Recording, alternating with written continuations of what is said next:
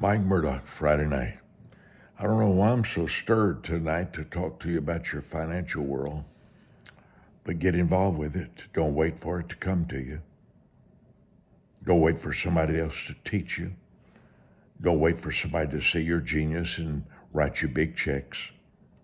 Don't expect to win the lottery. Don't expect for your grandfather to leave you his house in the will. These are just things. I call this mentorship moments with Mike Murdock. Mentorship is learning through somebody else's pain, learning through somebody else's losses, learning without the wasting and waiting of time. I don't really have anybody, one person, who's interested in learning finances from me. I have a lot of partners that love our ministry. We teach. I have some relatives that really like it when I hand them, give them a home or give them a $50,000 car, that kind of thing. But I haven't hardly met anybody in my lifetime at all interested in learning the financial laws of life. Hadn't met anybody. Oral Roberts is the man who's shown me the most honor in my 78 years. I haven't had anybody, maybe one person, that showed me as much honor as he did.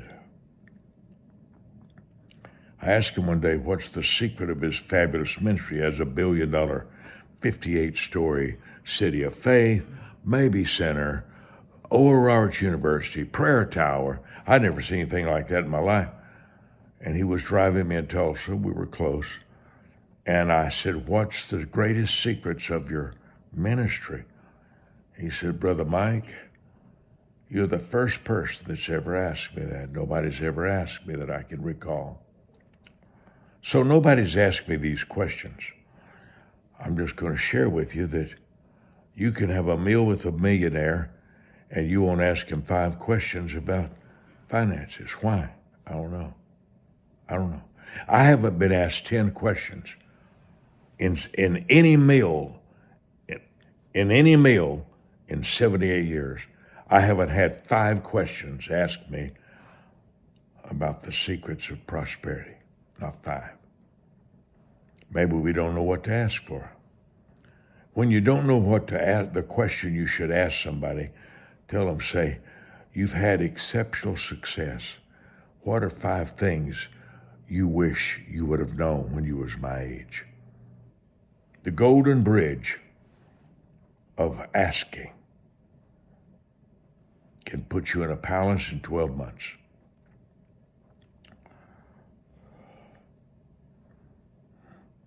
I read every word that Warren Buffett ever said. Elon Musk, $339 billion, richest man in the world. They asked him what got him involved in the SpaceX and all the money world. And he smiled quietly and says, I just read a book.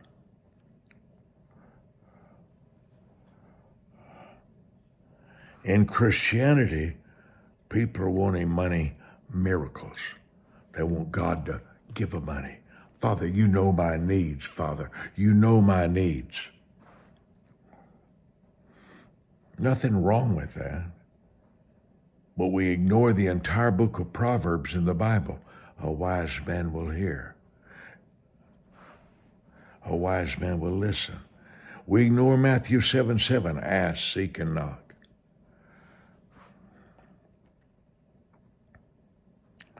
The average person that I know can't quote 5 scriptures about money.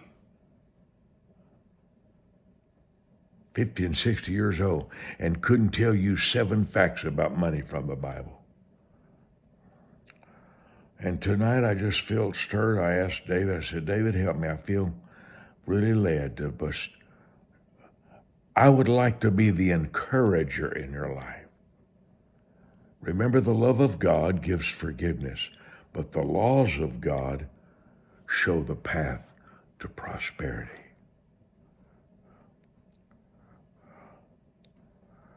I've said it so many times, I feel like I bored you. When you solve a problem, you show honor. Everywhere you sow the seed of honor, you reap favor. Everywhere there's favor, there's rewards. Money is a reward system for solving a problem.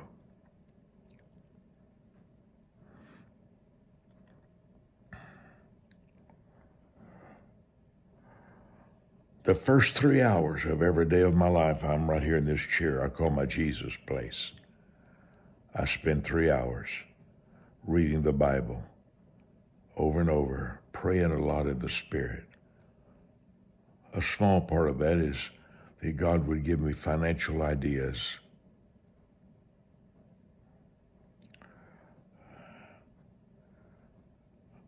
I don't go around telling everybody about Mick Jagger putting my music in his movies and sending me some money.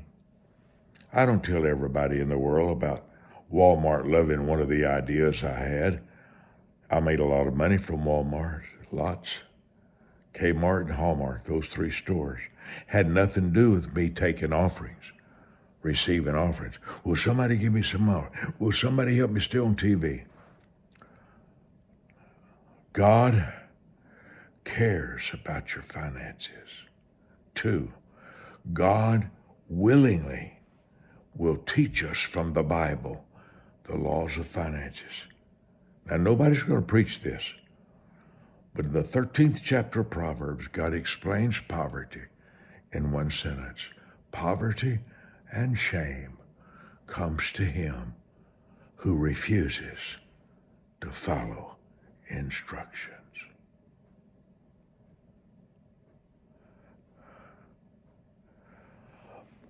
When your boss gives you an instruction, he invested in you, part of his dream. When you don't write it down, you don't listen to it, you delay it, you don't do it, he wants to wait before he gives you another instruction. Your reaction to an instruction decides all your credibility and your trustworthiness. Somebody has the money in their hand. Somebody has money in their hand to give to you to solve a problem for them.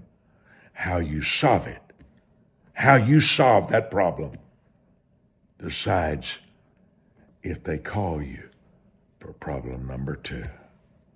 Good night, family.